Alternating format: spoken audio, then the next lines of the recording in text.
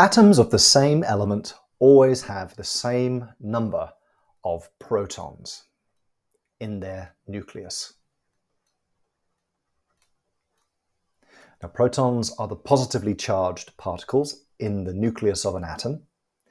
And if they've got the same number of protons, then an element will always have the same atomic number.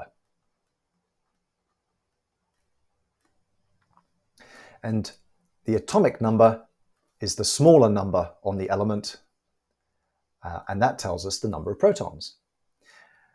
But an element can have a different number of neutrons in its nucleus.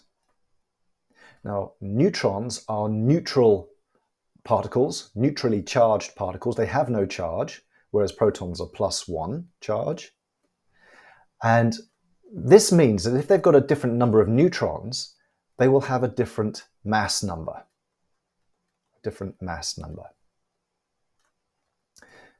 Sometimes the atomic number is called the proton number.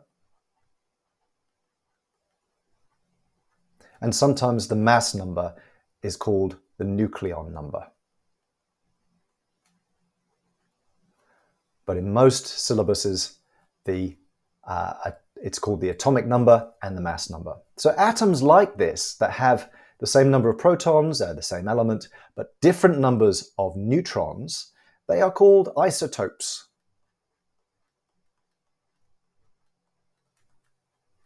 Isotopes. So here are 3 isotopes of carbon. We've carbon-12, carbon-13, and carbon-14. Notice they've all got the same atomic number. So there's our atomic number.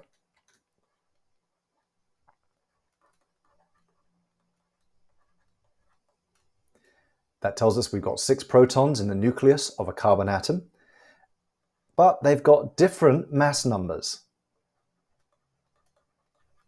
So the mass number here is 12, mass number is 13, mass number is 14. This tells us that these have different numbers of neutrons in them, and we can work out the number of neutrons simply by subtracting the atomic number from the mass number. So 12 minus 6, we're going to have 6 neutrons in this one. 13 minus 6, we're going to have 7 neutrons in this carbon-13. And 14 minus 6, we'll have 8 neutrons in the nucleus of a carbon-14 isotope.